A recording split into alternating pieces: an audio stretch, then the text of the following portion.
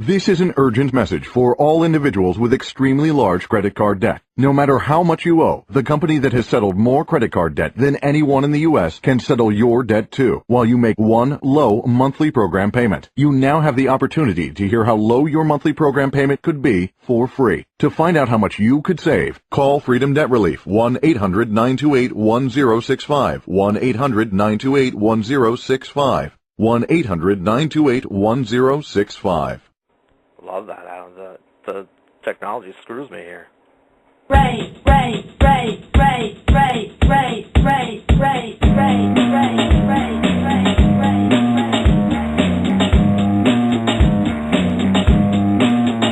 In 5 years, you won't remember getting fired or whatever. And until then, and forever, I'm proud to be associated with you. I know 40 hours a week would suit you fine, but your application's been denied. Surprise! This is how it feels to be free. Turn around, come on, turn around and take a look at the crowd and say, it's okay, you hate your job. After all, it's fucking wrong. So turn around and take a look at the crowd.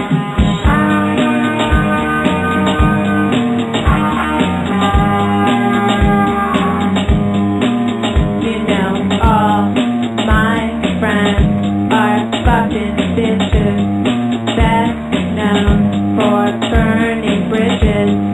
Do you need a character witness? I say I'm proud to be associated with you. When I look around, I see your face in the crowd. I see the girls are out, a lot of freaks in the house. Let's see, grab family and friends. I hope this feeling never ends, 'cause you're beautiful and your boss is an asshole. And I don't give a shit what that bitch thinks. We will survive and come on and try. What is up, buddies? You're listening to Cauliflower for the Years. This is your host, Brian the Butcher Brown. Remember, our call number is 347-326-9741.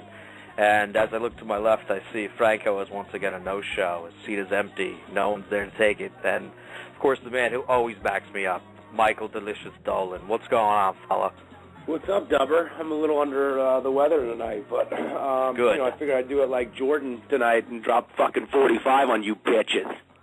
I believe he dropped 50 when he was under the weather, but I'm not going to correct you. I couldn't tell. I just thought I was at a fucking concert with that song. Jesus. Is that a 5-minute song? What's next? Yeah, Stairway to yeah, Heaven? Holy shit. Yeah, just trying to take some time off the clock, Figure Luckily for we you, lounge dude, out, I'm enjoy flying ourselves, on take meds it right easy. now. That's the best part. I mean, right now, I just did the first half hour of the show talking to a plant in the corner. I didn't even realize what time it was. It's been a great show this far. This is going to be good, then.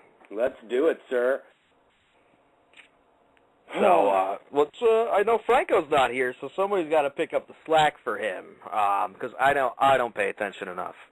Obviously, there was an event Saturday, so, I believe we still got this fantasy thing going on, even though I'm pretty much done with the fantasy after my fantasy football season was ended by the hands of your brother, very deservedly so, since he got booted out of playoffs this week. But why don't you give us a breakdown of the fantasy numbers for our mixed martial arts?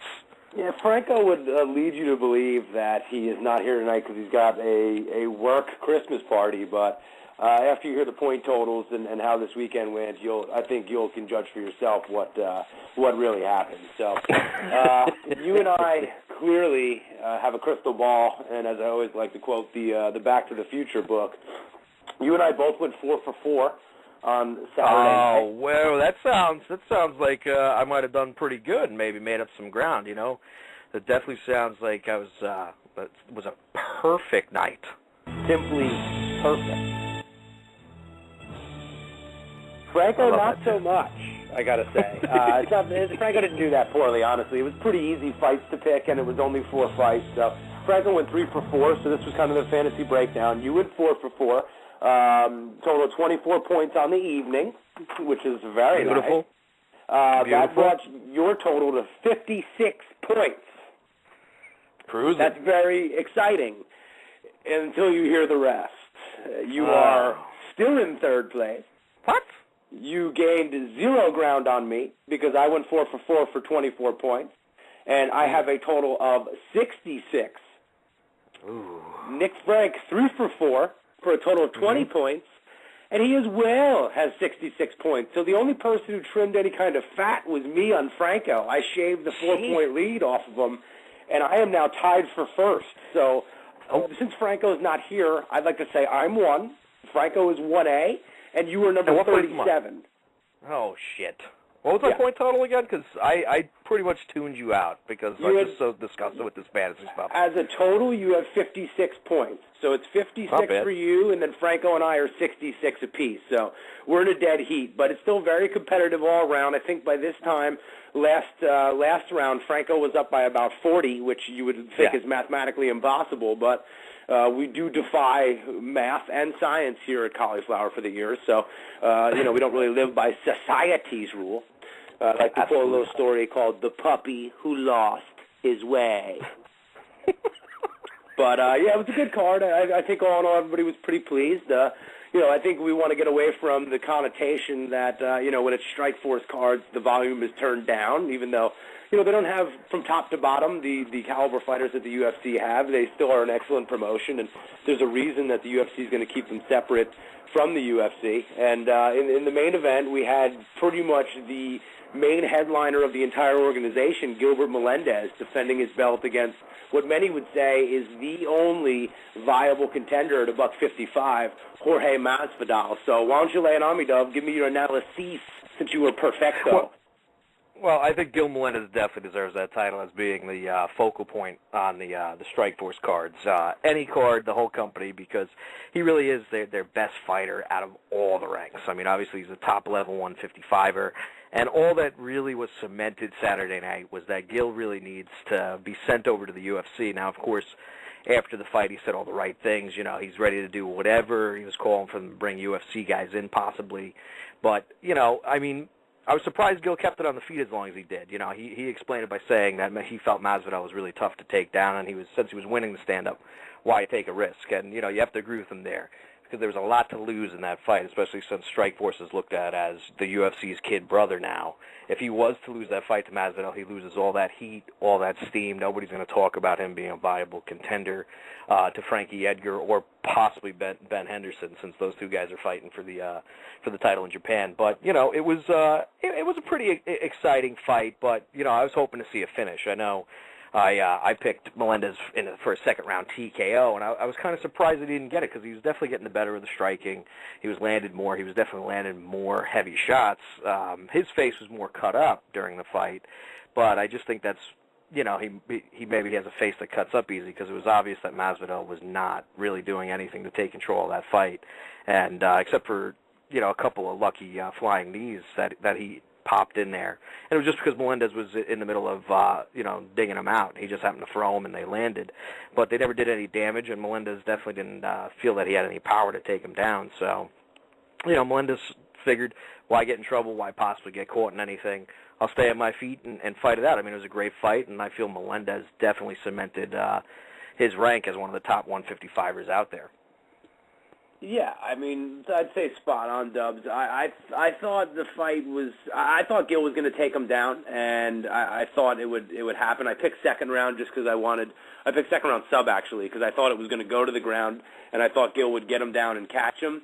I didn't necessarily underestimate Masvidal's takedown defense, but he did look pretty good. In defending the takedown. I think the biggest thing though like you said, I think Gil just didn't want to get caught with any kind of knee when he went in for the shot, and he did get popped with a few flying knees or knees, not even when he was going for a shot, but kind of when he was changing levels and trying to confuse Masvidal. But he pretty much said that, Masvidal has to take the belt from him. He's the champ. It was a tough stylistic matchup for him. So he just wasn't going to put himself in a spot to really get in trouble. And we know he has supreme confidence in his hands, even though wrestling is his base. So, I mean, they spent the first minute or so feeling each other out, and then Gil landed a pretty big right that certainly didn't hurt, or I should say stun Masvidal. Masvidal kind of smiled and got fired up, and 99.9% of the times I'd say it's bullshit when somebody gets fired up, but I genuinely believe it with Masvidal. I don't think it was a byproduct of him being hurt, which happens for most guys.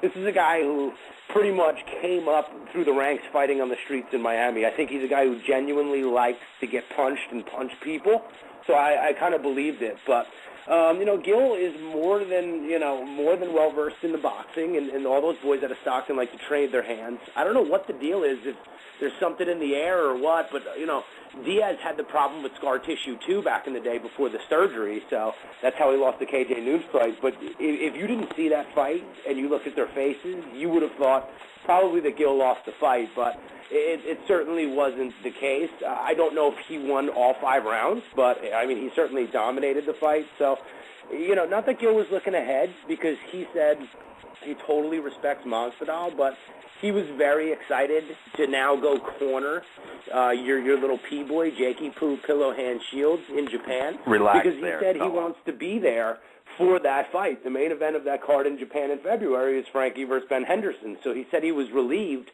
to actually have this done now, and he can just go enjoy the fight and see those two. So it kind of spurred a little bit of a conversation, which was pretty interesting. In the post-fight, and it was a post-fight kind of interview with Gil, it wasn't the press conference for Strikeforce, he had said, when asked the question who would be next, he said, everyone who's left in the lightweight division in Strikeforce, he would honestly have to pump up and sell to make a fight. He said Jorge was not that guy, but everyone who's left is good, but he basically would have to pump them up and make people buy into the fact that they could probably beat him when they can't. So that kind of spurred some questions. They asked him about Frankie, about Ben Henderson, about a couple guys. He said Frankie's awesome. He said he thinks he and Frankie are 1 and 2 in the world, and he thinks he's 1, obviously, but that's how it is. He thinks Ben Henderson is going to be great. And then they asked about Anthony Pettis, and he laughed. He said he would love it. He said, please, bring fucking Anthony Pettis over here. I will beat the balls off of that kid. But there's a reason, he said. And I want to know if you agree with this. Because what he said is he thinks Pettis is good. He thinks a lot of the guys in the UFC are good. But he said he's already had to come up the ranks.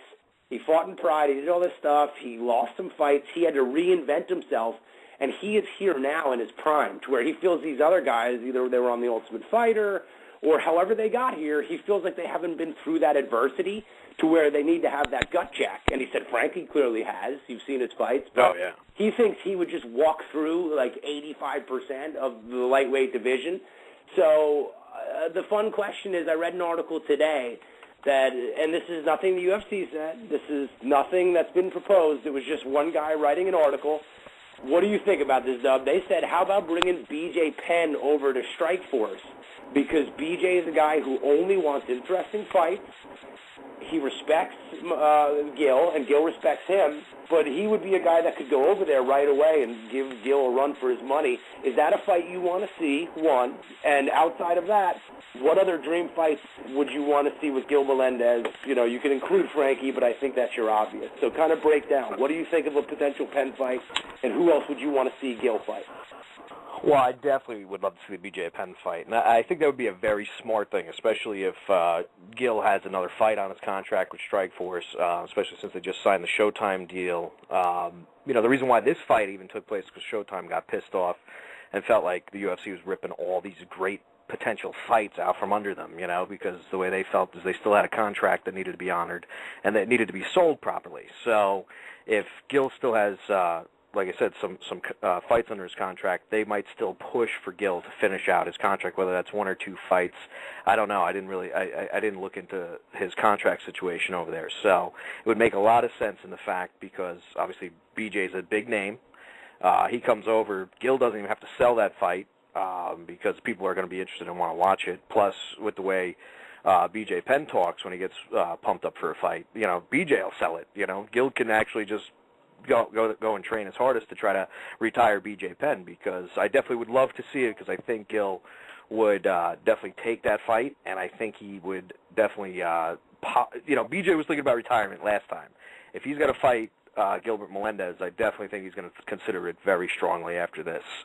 But other dream fights, like you brought up, I don't think I would want to see him fight Anthony Pettis just yet, and I agree with Gil on that because I feel that Pettis, he hasn't been tested enough yet. It was obvious with the Clay Guida fight that when he was actually pressed and a guy took him out of his game and put him on the ground and everything, he showed he had great submission skills, but Guida also showed he had great defense. So that one doesn't really interest me, I guess depending on who wins out of Benson Henderson and Frankie Edgar, you could get the loser of that fight because obviously if Frankie retains the title, Ben Henderson is an animal, and I think he poses a lot of problems with size and the fact that he seems unsubmittable, and he's a wild man when he gets in that cage. So I would like to see Ben Henderson, but obviously if he takes the title, then that could line up Frankie. But, maybe a guy like Jim Miller, who lost to Ben Henderson, could also be an interesting fight. Gingers unite.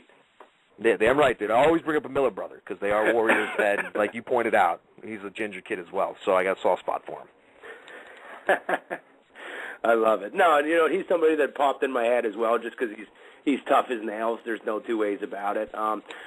For me, I mean, outside of Frankie, I want to see that Frankie fight. If Frankie wins in February, I don't know what kind of time Gil's going to need to kind of get himself ready. If he could go right away, I don't think it would be bullshit, and I don't think people would complain if Gil got an automatic shot because this guy has been a top 3 to 5 lightweight in the world for the last about 7 years. I mean, this kid cut his teeth in pride. It's going to be great in Japan just to have him there for that fight because he is so well respected over there that they're going to be hyped up. Maybe this is another potential to have Frankie, fight him if Frankie wins him over, which it's hard for him not to win people over. But if something like that works out, but if Frankie for some reason or Ben Henderson, I mean, I'm rooting for Frankie, but Henderson could very easily win that fight. If Gil doesn't get the shot right away, I'd love to see him fight Gray Maynard because Maynard is another kid who's tough as balls. He loves to strike and has a great wrestling base. He's exact same type of guy as Gil, and he's a big 155er. And I would love to see that fight just because they're both two guys who kind of have, I don't want to say bad attitudes because they have attitudes, but I feel they use it in the right way. I don't think that they're, kind of the John Jones thing, where, it's cocky or confidence. I think the two of them would just absolutely just tear each other apart, and whoever was left standing would be a huge handful for whoever is the champion at that time because they're going to be so battle-tested. I would absolutely love to see that fight. But, the dream scenario, I want Frankie winning against Henderson, and then I would love to see, Henderson versus Maynard, and then I want Gil against Frankie. That is the dream because I think people are still waiting for Frankie to get just beat. I still don't think people believe that he's the best 155er in the world. I think people respect him, but I feel like every single fight, people are just waiting for him to get beat, and after, what Gray did to him each time, I don't know how you could feel that way, but, I think if he beats Ben Henderson and then goes and beats, Gil Melendez, I mean, what are you going to say to me at that point that's going to make me think anything different? Gil's got the longer kind of cred and credentials as of right now, Well, sure, he's had twice as many fights, but agreed. Frankie has, fought top-level competition for pretty much his whole career, and, like you brought up, I don't know how anybody can doubt him after being mauled by Gray Maynard in both their fights. I mean, both fights, he should have been finished. He should have been done in that first round, and somehow he didn't go out. He didn't stay down.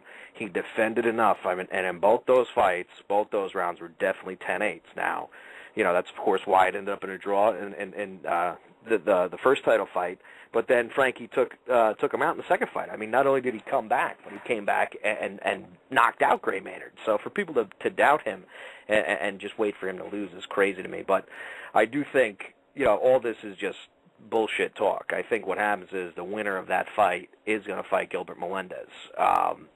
Because, again, UFC definitely has, they have the contracts for both these fighters, Zuffa, I should say. So if Gil's on this winning streak and considered the number 2 pound-for-pound guy, there's got to be a way from the finagle of contracts, and Showtime has to agree, you don't want to ruin either guy's heat, So if Gil goes over and he beats the UFC champ, it legitimizes their product anyway. So I think it's a good risk for them, even if he does have any fights left on that contract.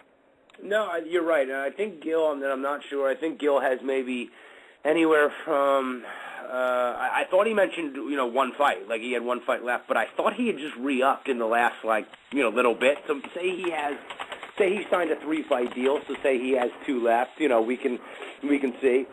But like you said, Zuffa owns the paper on both these guys, which is why I think, even though it's contrary to what I want, I think it makes sense to bring BJ over because, Strikeforce still has to make that money. They still own Strikeforce, and if you take Gil Melendez out of there, I mean, what are we really doing? You've taken the heavyweight champ, you've taken the 205 champ, you've taken one of the top contenders at 185 in Tim Kennedy. Even though Miller looked like shit, he was a top contender at 185. You took the 170 champ. I mean, what are we doing here? I mean, if they didn't own the product, I'd say this is great because it's rape and pillage. But you still own the product. So I think if BJ goes over and BJ beats him, then you got a chance for, maybe, put somebody else up there. Let KJ Noon's go and get the fucking balls beaten off of him by BJ, and then let Gil go fight Evangelista or somebody, and if he wins, then you have an automatic sold rematch, and you have an engaged BJ Penn who's actually going to have a belt. And, BJ's always a guy who's motivated by challenges, money, and the strap, right? That's when you always see BJ really motivated. So if BJ can go in and get a title shot, one, he'd love it because he would skip all this in-between bullshit with a fight where he feels he's only got so many fights left. And then 2, he can make a lot of money and he can go in there and be a champion at that point. And I think he respects Gil. I don't know if BJ and Gil have trained together the way Diaz and Penn have. I know that there's been a friendship between the two of them for a while. I don't know about Gil, but I mean those Stockton boys, the 4 of them between the Diaz brothers, Gil and Shields, they seem to really be kind of like an entity, like they're legitimately friends outside of this. So I would imagine if he's trained with one of them, he's trained with them all. But they've shown that doesn't really matter. They're more than happy to stand there and bang and beat the shit out of each other. So I just think it makes more sense, right? Because you can go in there and then you can have, if Frankie wins, maybe you give Frankie a bit of a breather. Maybe, who would be next? I don't know for Frankie if it isn't Gil. That's my question because I guess you could give it to who? No, I agree with you. Who I was going to say maybe you give it to the winner of Pettis Lauzon, but no, I just don't know because who else is coming off of a win at that point, right? Because you can't give it to Gray. Everybody's kind of over the Gray thing. And if he just beat Henderson, then you either got Jimmy Miller, you got Guida, or you got Pettis or Lauzon or Garrard. And, none of those guys are coming off hot streaks outside of Joey Lauzon, who I love and respect, but I don't think you could sell that fight. Just because the casual fan doesn't give a fuck about Joe Lauzon. Well, that's just it. Nobody cares about him, and they would rather see Pettis. But that's another problem for Pettis. Pettis ain't going to walk through Lauzon, so there is going to be a. What's up? Your brother is spitting hot fire right now, and I can't read asterisks, but I think it says "fuck the fucking Diaz brothers." I will say it right here. Screw weight classes. I want to see it. I want to see the Diaz brothers versus the Brown brothers. I want to see the battle royale, a 2-on-2 straight jobber between the 4 of you. Well, that's just ridiculous. I'm not going to leave my brother hanging, so I got to go running in. But we're going to get the balls beaten off of us, Michael. So can we not? Can we not throw this out there? Let's not put this gauntlet out there. I hear you, I believe my brother's quoting Scarface, I believe. So let's just put it at that. I don't believe he's actually fucking the Diaz brothers. Nobody's that stupid. I'm just saying, I see my brother in that room, and he is being nothing but respectful, like the Catholic school upbringing that we had. I don't know what was going on over the Brown household, but over here, we were saying novenas, and we were lighting Advent candles, motherfucker. Well, I'm starting to get nervous now with you bringing all this shit up, so I'm going to move off of Gil Melendez because, obviously he's connected to the Diaz brothers. I don't want any sort of bullshit going down. There's no way I can do this. So we're going to move on to the intergender champion, Chris Cyborg Santos, and her title fight against Hiroko Yamanaka. There's really not much to talk about here, so why don't you give everybody the deal here, Dolo? I can catch you guys up by just saying there is, as far as I've seen thus far, not a woman on the planet who can beat Cyborg, and that's including whoever caught her in a knee bar in her first fight. I don't even know who that was, but, I mean, it's a joke, dude. Like, it is honestly like and we joke all the time, and, believe me, I got plenty more where that came from about her being a dude, but even if that's not true, which I want her tested like Overeem, except I wanted her tested for B-Sax as opposed to juice. They got that test, Dude, she they just have no comes girl in the out. Olympics. She throws hands, dude, like a grown fucking man. Like, it's a joke. And these women come out. It's as if it's like an NBA player playing in the WNBA. It's Joanna, man. It really is, because I just don't get it, dude. She comes out, coming off an 18-month layoff.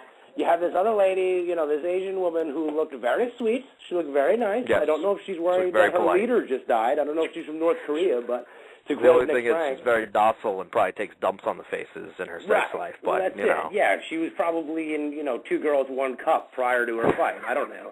Shit mask. She came out, and she just basically got beasted with 2 overhand rights, went down. The ref was about to stop it and was like, all right, let's let her get beat up a little more. She got up. She got caught again, and just hearing Cyborg scream just solidified to me that her cock is at least 15 inches tall. So I got to give her, she may be a dude, but she is a manly dude because she is just packing heat, dude. She absolutely throat jobbed that poor woman. Yeah, it is. It's ridiculous, especially, like you said, after an 18-month layoff, you think she'd have a little bit of ring rust, maybe come out, and, obviously she knows her game is the power game. She's a striker, which you don't get that much in the women's division. Nobody's really a real striker unless you're talking about, like Kaufman, she's a striker, but that's mainly for points. She ain't knocking many people out. Dude, she throws hands. That woman, she throws legitimate bombs, and I think it's time for her to move up to the 145-pound UFC division to take on Jose Aldo. I think this is the only way we're going to see her in any bit of trouble. I mean, that chick Ronda Rousey is probably going to be up next for her, and I can't see it going any other way. I mean, she's a fucking machine, like you said. I mean, we do joke around about her being a dude, but it's just because of the way she fights. She fights like a dude. I mean, the thing is, even some technical, really great women's fighters, you still don't see that kind of fire in them, and that the way that they throw a punch or the way they snap it just isn't there. And this chick comes out. I mean, she just dropped this bitch with the first shot. I mean, it was ridiculous. So, I mean, she is obviously an amazing fighter, a dominant force, but who the hell could take that belt? Do you think that Ronda Rousey has any chance at all, Dolo? I don't, dude. I don't think there's a woman on the planet. The only shot is somebody coming out and honestly rolling into a knee, like trying to roll right into a leg lock or something, because you can't even come in on her. That's going to be Rousey's game. But honestly, dude, it's not even pulling guard. You can't run in and pull guard. Like, you honestly have to roll and take her leg, because when you come in, you get absolutely just hit with bombs. I mean, like you said, she throws it with such ferocity and such force and torque that I just don't understand. Like, you can't have her go fight men, but honestly, this is all a waste of her time. I don't know what she's going to do, and she's just too good for her own good at this point. I don't know where the women's game is going to go in the future, but she may be a byproduct of it was unfortunately she was too far ahead of her time to where she'll never get a challenge. Maybe in 15 years, women's MMA is beastly, and there are all these awesome chicks, and we're talking about 50. Different. Well, that point, dude, she still may be just dropping motherfuckers. But I have a real question for you, dude.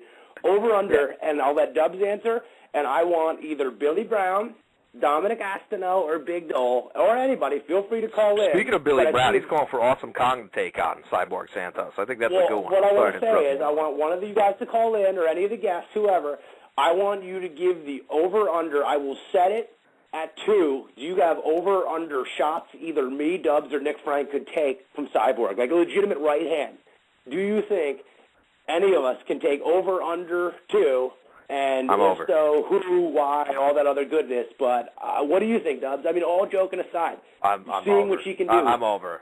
I think I can. You really think so, dude? How many Absolutely. punches have you taken in your life, legitimately? I've taken a few. I've definitely been hit. You know, I've fucking, you know, I'm ashamed to admit it, but I got a giant ass beaten when I was in the 7th grade, and I wouldn't fucking quit.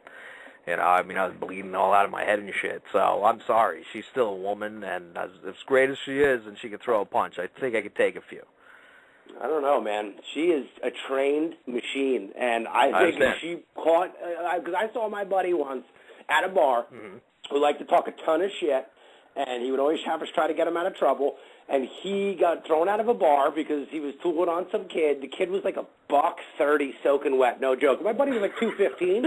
He was a decent-sized dude, and, you know, but it was all for show. He, you know, never spent a day in the gym. He was just a big, dumb Pollock.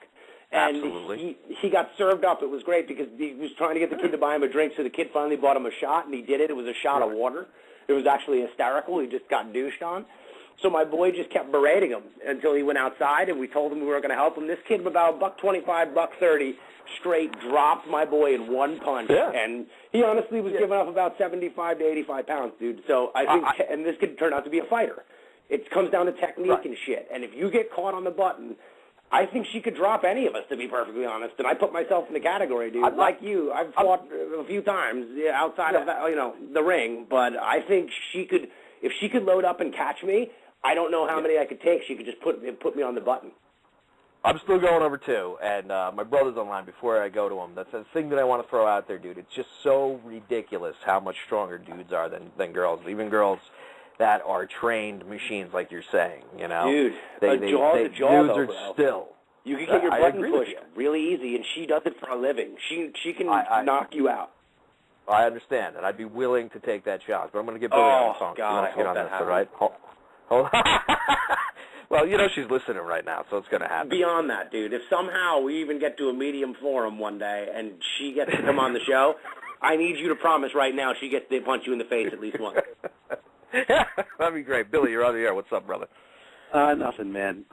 Look, as the intergender champ, you know, we're all joking around that she's got junk anyway. And, I mean, I'm looking at a picture of her right now. I don't know why I'm doing Beautiful, that. But, right? I mean, Whacking I'm just checking out the jawline on that, on her. And I'm thinking I'm seeing an Adam's apple bob up underneath that chin there. So I'm saying I'm actually going to go with under 2, Bri. And, you know, she's I don't know. There's something wrong. She's like chewing on horse balls or something like that, man. Because there's something wrong with that female. Thank you, Billy. I respect the hell out of you. I just want to throw this out there. Okay, and I don't know. I know Billy's listened to Ron and Phil. I don't know if Mikey Dolla has, but they've done this before with women professional fighters, and they're shit-heel producers who have never fucking fought a day in their life, and they've beaten the hell out of the fucking pro boxers and stuff because the strength of a man is so much different. One of my favorite bits. They used to get commissioned boxing matches and throw them in there, and of course the pro athlete thinks, I'm going to roll over this dude, and they get smoked. So this is the reason why I'm going to go out on a limb and say I can do more than 2. All right, dude. I love the optimism, but, I mean, Kevin Dolan says Billy Brown is a man he's seen run through a thorn bush for a tennis ball. So Billy Brown is saying that his brother, his beloved baby bro, his little Gingy, could not take more than 2. I got to back it, Billy, because you know what? Right. I get it, Brian, and it's not a thing against you. I put myself in the category. I know that this has happened. One, if it's happened in boxing, they're 16-ounce gloves. We would have to do the MMA gloves, and I'm going to put this in the works. I agree. And 2, it is not Cyborg, dude. She is different than any fighter. And outside of joking of the Adam's apple and the 15-inch cock and all that stuff, I honestly believe with the torque and the ferocity, I've seen her throw punches, and if she listens to 3 seconds of the show, she'll get mad enough to fucking Hulk out on any of us. Luckily, I don't think she speaks English, but I guarantee after 3 shots, maybe she'll Hulk out and try to knock my ass out. Maybe. I don't know, dude. Now we're talking like just standing like flush in front of her and letting her like unload, or Brian's hands basically at his side or behind his back. We're tied. Brian, no, man, no. And her standing there and just like a straight right hook or an uppercut. I don't think any of us are standing after 2 punches. No. Right. If you were boxing her, I'd give you over 2.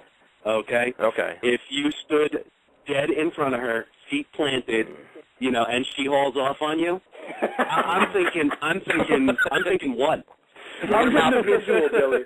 I'm getting a visual right now of any of us standing there and it's happening and it's fucking amazing. I'm just picturing this, man. Oh, it would be so amazing. It would, honestly would. It would be awesome. Do I get a mouthpiece? That's the one question I didn't answer. Do I have a mouthpiece in? Yes. Dude, your face is the moneymaker of this show. I can't have the teeth get effed up because you don't have insurance. I doubt you got a mouthpiece in? I'm going 4. I'm going 4 now. Oh, man. I love your optimism, dude, and I want to put it out there, I played football in a little schoolyard with these boys who are older than I am when I was 14, and after seeing Brian Brown go for a goal line stance and somebody legitimately chop blocked him to go get him on the goal line as if we couldn't blow knees out, I think it was Willie who did it. And I heard that was your brother. Don't fucking say it was Willie. It was your fucking brother. Oh, was it my brother? I just didn't think that a Dolan would do that because we play above the law, my friend.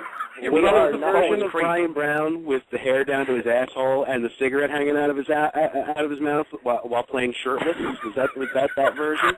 All I can say is after that sound, I said to my brother and John Lavostic on the ride home, I legitimately think you'd have to hit Brian Brown with a hammer to knock him out. And granted, I tried to fight through it. Dude, it was disgusting. I tried to fight through it. I think the game was over after that. That runs it was in these ungodly thought. They were up. You guys were up by like 70 fucking points, and he chop blocks me. And he's saying it's a legit block in the chat room, which is fucking ridiculous. And I tried to fight through it, and then I heard and felt my knee just make this like sound, and I just had to roll over and fall over because I knew he was going to separate my knee. It was ridiculous. I love 15 years later, he's still calling legit block. What a little p-boy. Look, he's saying no flag. He's a fucking jerk. I think it's more like no fag, because B. Brown took it like a man, but there would have been a flag out there, my friends, believe me. It definitely would have been. And you know what? That would have been a bunch of other plays, too, I don't think you guys would have beaten us by like 70 points, maybe 50, because a lot of those plays were illegal. That's all I'm going to say, okay? I remember Adam Sino throwing me like a fucking discus by my shirt. He grabbed me by the shirt and he legitimately you were on our team. I know. He did a triple Lundy, just like spinning, and he just tossed me because he got tired of my non-smoking virgin lungs just burning everyone beat. So he got a hold of me and just absolutely threw me and felt so proud of himself. Oh, God. He got me, too, but the best one besides your brother almost just destroying my knee like that was I was trying to return a kick, and Dean Folks coming down, and he jumped off his feet and clotheslined me across the jaw and fucking brought his knee right into my ribs. And somehow this was legit, too. And, of course, I don't think I fumbled, but it was a pretty bad blow, and I think that was the end of it. Before even the chalk block, I started to slow down a little bit, and then your brother goes and does that to me. It was like the insult to injury, It was ridiculous. Dominic Estino saying that K. Dolan faked high and then went low, and K. Dolan said he beasted his man off the line. They said it was completely legit. They're calling complete shenanigans, and they're saying that there's no way that was a bad play. They said it was all form. I can't believe he's back on this son of a bitch. Well, it was disgusting. You gotta love friends where they're willing to put you in the hospital where you won't be able to walk right again, Finally gave a two-hand touch. Hey, guys out having a good time. Got a few lucky punches in, but I still feel I won the fight. Oh, shit. Nice. Really, how many shots do you think you could take from that bitch? How many shots do I think I could take from her? Standing flat-footed? Yeah, Brian, I used to, with a mouthpiece in, I'm going to say that she'd take me down in 2 shots. Oh, God. If we were Brian, if I was boxing her, she couldn't put me out. Okay, I will side with you on that. Okay, because I'll point to the bit that Howard Stern did when he brought in some broad from the WNBA to play one-on-one against Artie Lang. Okay, and Artie schooled her. All right, and that's somebody who's out of shape and a complete drug addict and alcoholic, and he played better basketball than her. A women's professional basketball player. Okay, so if I was boxing Chris Cyborg, okay, she could not knock me out. She could probably rip my arm off. Okay. Yes. But I'll give you that. Yeah, she could probably rip my arm off, but she's not going to knock me the hell out. If I'm standing there flat-footed, not defending myself, she's going to knock me out. He said it so definitively. Listen, all I'm going to say is she might have a bigger dick than me, but I definitely, with a mouthpiece in, I'm going at least 4 before I even start to squint. Dubs, I would take the might out in front of that statement, and then I'd say you're 115% accurate. She has a bigger dick than you. I think if we take you, me, Nick, and we'll toss in Billy here, she still has us 2 times over. I don't. If that's the debate, then the game's rigged. At this point, we can take every listener in the room, but I think we still come up half-inch shy. Jesus. Yeah, I love it, dude. I love you for your belief in yourself. Thank you. But I gotta say, I just pray to God we get in a situation one day where we can actually do this and win, lose, or draw. I just think the fans win. I'll sign off on it. I'll let her know I ain't gonna sue her ass just so she can really wind up. And you know what? I hope she makes me a liar. Just for her sake. That way, we'll all these debates can go away whether or not she's a man. We'll remember it here, dude. It is what? It is December 19th, 2011. So if it ever happens, we will go into the archives. You have me and Billy as a witness. And Nick Frank, oh wait, he only comes like a fucking diva whenever, it works for him. But exactly. We are witnesses here that you promise. If this ever can happen, it will happen, and we have over under it too. Mouthpiece. Remember that. Mouthpiece Write in, that down. bro. Mouthpiece in, dude. Hey, Brian, if she doesn't knock you out in 3 shots, I say you put it in there that, you get to punch her a couple times. How's that? All right? Well, we could I put don't that in the embarrass contract. myself. What if she just laughs at me? That would actually be funny for me. Yeah. The mistake you would make, though, Bri, make sure that when we barter this, that basically she gets to hit you first. Because the worst thing you can do is hit her first, and then she has a reason to be mad, and then it's I don't want to get that adrenaline up. I know she'll make a liar out of me. Oh, did you hear this? Look at Dominic Casino. Says he wouldn't bang her with B. Brown's dink and M. Dolo pushing. Oh, that's about as far as we can get away from it, too. That's too funny, man. That's too funny. Well, we've spent enough time being assholes and playing around. There actually were 2 more fights on that card, and we should get to them. Hey, brother, thanks for calling in, and I appreciate all your confidence in me. I'm returning a Christmas present. Thanks for being real, Billy. Merry Christmas, brother. Merry Christmas, guys. All right, bye-bye. Nothing like a brother's Brown.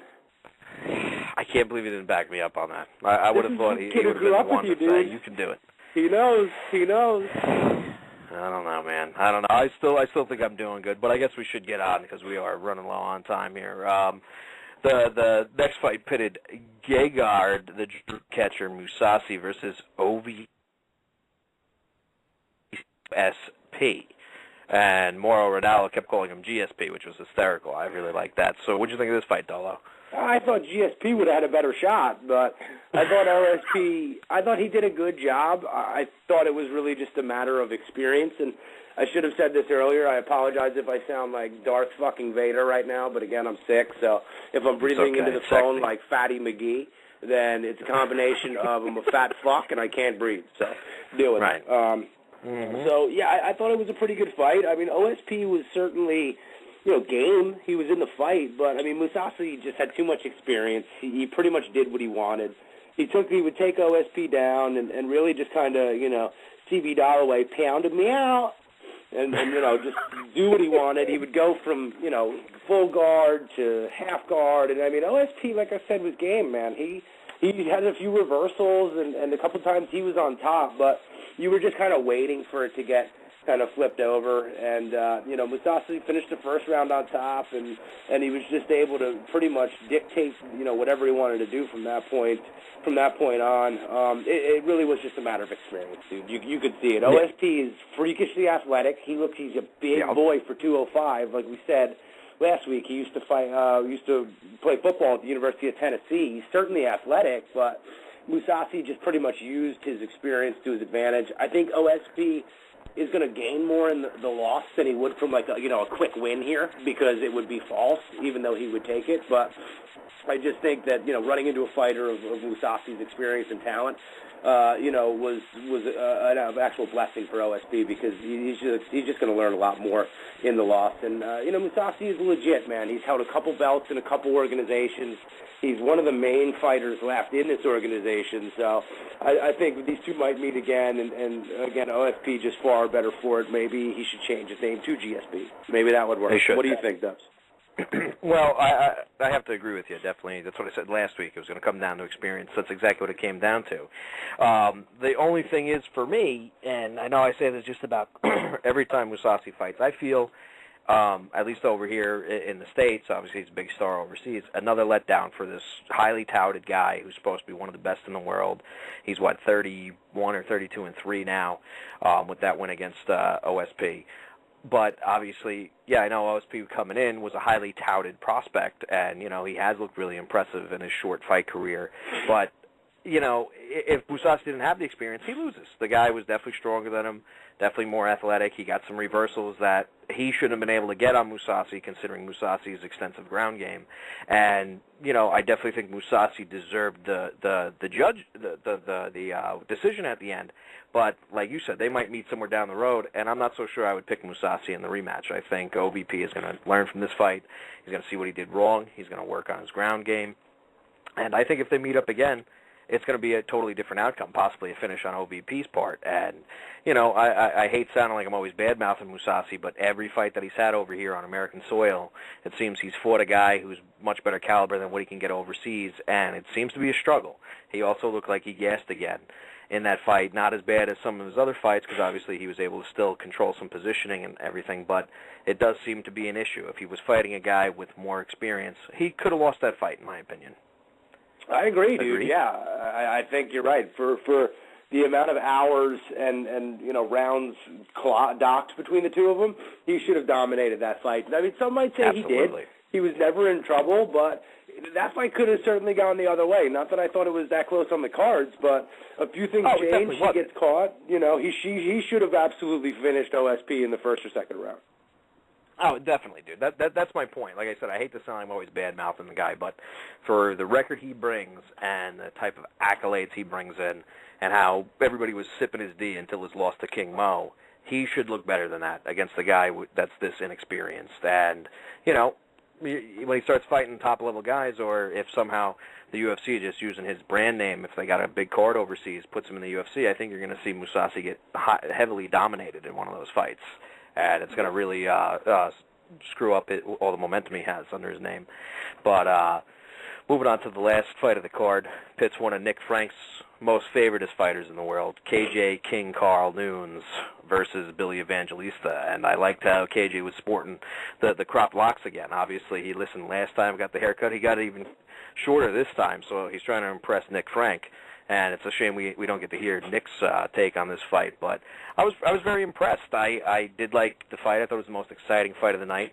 I definitely think it was really close. Obviously, KJ, being the better boxer, working the body more, he was definitely landing the harder, heavier shots. But I really do think this fight could have went either way. I think it was a little bit closer than Pat Miletich was calling it on the sidelines. And Pat's pretty good at scoring fights, but I don't know. I was kind of feeling that Evangelista was going to win the fight. Until they got it to some of the late exchanges in round 3. But, it's a good win for KJ Nunes and Evangelista. Again, another guy who, with some more experience, I think can definitely be a force to be reckoned with at 155. Yeah, I mean, certainly fair. I mean, Masvidal, who fought Gil Melendez in the main event, his last 2 wins were against these two guys. So they're certainly elite-level guys at lightweight. As far as Strikeforce is concerned, I believe that, Evangelista is something like the 60th ranked lightweight in the world, and Nunes is the 50th. I don't know what rating system or how official these rankings are, but even if that's off, it just kind of shows you these guys aren't in the top 15, in the world conversation, but they are extremely legit, and, I think it was apropos that, Franco hating on Nunes again is the reason that he let me catch him and shave the lead, and tie and let you close some ground, because he just kind of refuses to look past his hatred for some people, and he just picks against them. So. Too beautiful. Yeah, exactly. It sounds more like haterade than, not respecting his talent. But we all know Nick Frank's a diva, so that's a whole other show. I was impressed with KJ, and I thought the difference was not only in this fight over Billy, but as different from his past fights, he was using a lot of leg kicks, and he was going for takedowns. If KJ Noons can start doing that on a consistent basis, he's a whole nother monster. Because he has some of the best hands in MMA. He's got an excellent professional boxing record, so you know he has hands, but that's the problem. Most people know he has hands, and they don't have to worry about anything else. So he kept not only throwing leg kicks, he was checking leg kicks as well when Billy Evangelista was throwing them. So he just kind of seemed more complete. I don't know if it was because he felt confident against Billy, or he just feels like maybe he's hit a wall being a straight boxer in MMA and needs to change things up. I hope it's the latter of the two, but I was really impressed. I mean, he was throwing leg kicks, he was going for different shots, and once that happens, he could just use that jab and pick you apart on his feet. I thought he looked excellent. I thought Billy looked good. I thought by no means was it a rout at all, but I certainly thought he won the fight. I mean, there was no doubt in my mind at the end of that fight who won it. And, who knows, man? I mean, he's going to be in this conversation that, say, BJ comes over and happens to beat Gil, which is far from outside of the realm of possibility.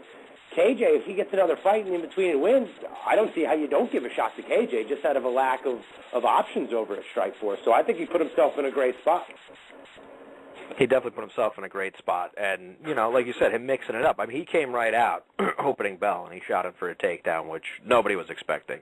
No. So you're right. I mean, if he can switch it up and he can actually succeed, well, he succeeded in that takedown just because the sheer unexpected how it was to Billy Evangelista. But, if he could actually start doing that consistently and set them up better, because you could tell it was still a work in progress because he wasn't really setting them up properly with strikes, because obviously him just being mainly a striker, he was probably thinking too much how to set this shot up, and then he was probably realizing he was hesitating too long.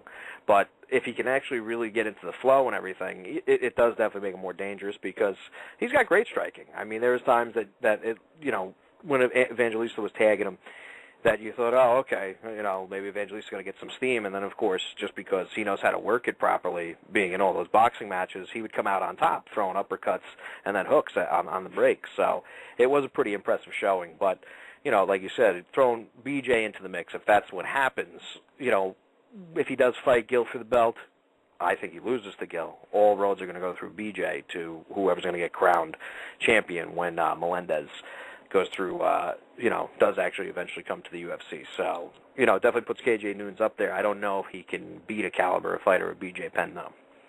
I don't think he can either, Dubs. The only thing that would work to his advantage if BJ would fall into the trap that we've seen him actually fall into, where he just absolutely throws out the fact that he's a world-class Brazilian jiu-jitsu artist and, the first American to ever win, the top-level black belt, at the World Championships in Brazil. Like, the whole gamut of accolades to BJ. If BJ stood and traded with KJ or had to actually worry about something else, I think he might be in trouble. But I think if KJ, what else could he do but throw leg kicks? Because if he took BJ down, one, he doesn't have the wrestling to keep him there, and two, that would just feed into BJ's strength, even if BJ didn't want to go there.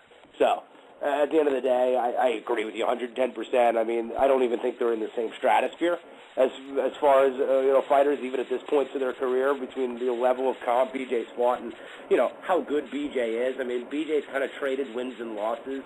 I love BJ. I think he's awesome. I prefer him at 155. Is he the greatest 155er of all time? I mean, I can't say either way. I just don't think he was there consistently enough to say he is, because he went back and forth. But, I mean, who the fuck is, dude? I mean, honestly, who is if it's not him, just out of sheer circumstance? I mean, you got Pulver, who got knocked out again this weekend by a knee. He's fucking 3-3 in regional competition right now, Pulver is. So that dude just absolutely douching all over his legacy. Who else do you have that's had enough of a body of work at lightweight with success that you can say is the best? Maybe Shirk, but Shirk just had that one really good run at 155, and there's always the roids question with him. Plus, he's another guy who hopped, He went to 170 and down to 155. I mean, can you think anyone, Dubs, outside of Penn? I honestly can't. I think he gets it by default at this time anyway. That's why hopefully BJ's smart with his career from here on out, unlike some of these other guys, because if he starts stepping up, like I said, I don't think he can beat Gil. Maybe he can if that fight happens. I give him a chance in that fight. I don't say it's a complete, clear-cut win for Gilbert, but I still think Gilbert pulls it out. But if he's smart, and if that does happen, he takes the UFC's offer to move over to Strikeforce, it kind of puts him in position to rack up some wins, probably win that title when Gil leaves. And if he's smart and can go out strongly, he will be remembered as the best 155er and a guy who also won a belt in a different weight class at the welterweight division.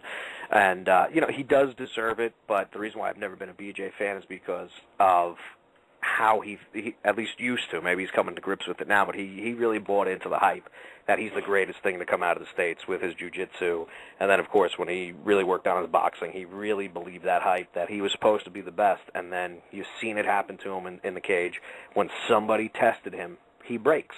And because I think he's not mentally strong enough to accept the fact that somebody's going to give him trouble, he really believes he's supposed to be the best. So he does deserve it, but because of that mental lapse that I feel he has, that's what kind of sullies what he's worked so hard for.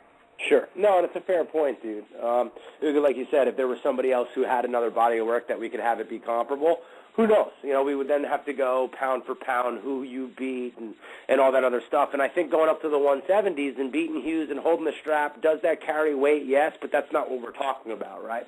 We're talking about success at 155. But, it is what it is. You can sit here and argue all day. But if we're going to talk about GOATs and greatest of all times and, a guy who has been tested and his will just doesn't break, I think the Chael Sonnen fight showed that. It seems like a plan has been mapped out for Anderson Silva at this point. Now, Dana White, who's very shy, he doesn't like to talk a lot, and he doesn't like to be in front of the camera, offered up his opinion. Obviously people were camping outside of his house because he just does not offer any information. Joe He had Paterno to get them off their lawn, like he was on fucking Apollo 13,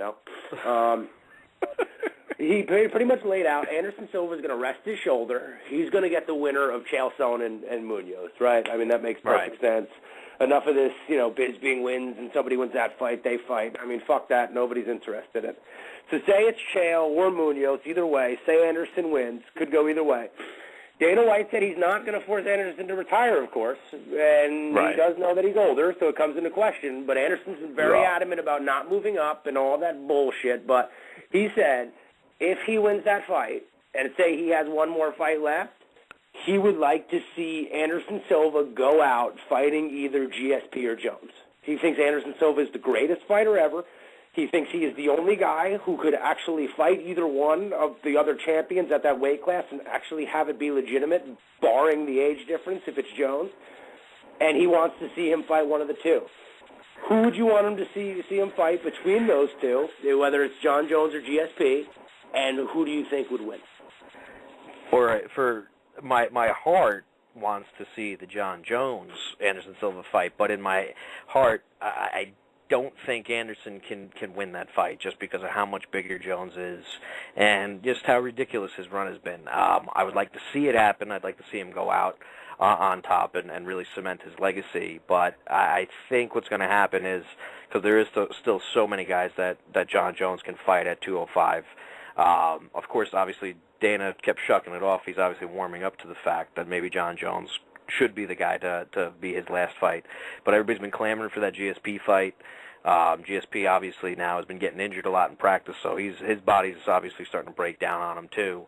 So I think maybe you set that fight up, which I think Silva steamrolls GSP, goes out with a win, and really answers the question that a lot of people have been asking for the last 4 years, 3 or 4 years now, about GSP Anderson Silva. I would rather him fight John Jones just because of the challenge. If somehow he pulls that off, he'll probably be 38, going on 39 at the time if that fight lines up. That would be utterly amazing because, I see John Jones steamrolling the 205-pound division up until something like that happens. Yeah. And if Silva can be the guy to beat him and then hang it up, that's just crazy. Obviously he's the greatest there ever was, ever will be. Yeah, that's movie shit if it goes down like that. Of course. I want to see John Jones versus Anderson Silva, but I think, again, because of the circumstances, where GSP, if he comes back, he beats Diaz, he's not going to fight for another, maybe 10 to 14 months, right? So if he beats, Diaz comes back, he beats Diaz in that time, Anderson Silva beats either Chael Sonnen or Munoz. I just think it's going to make more sense to have the two of them fight, but it's kind of bullshit because everyone, and myself included, says I think Anderson Silva would kill GSP because Anderson Silva can fight at 205, where GSP would have to beef up to get there. Anderson Silva would have a more natural ascension to 205, but John Jones could easily be a huge heavyweight. But I just think it would be too much. I think Anderson can finish anybody, but John Jones, as Nick Frank said, is Anderson Silva with wrestling. So I just don't think it would work, and there's plenty for Jones to do at 205, so I just think they wouldn't want to put Silva out on a sword like that, especially if he's riding like a 16-fight win streak at that point. But I guess absolutely not. And I wish we could go into more. There's other things we want to talk about, but we got like 15 seconds left. So everybody remember to check out Roto Experts, check out thexlog.com, check out Nick Frank at NFrankRotoX at Twitter. Check me out at Cauliflower, the number 4 ear at Twitter. Dolo, check me out here next week. No, that's absolutely. I love it. All right, everybody. See ya. Stop.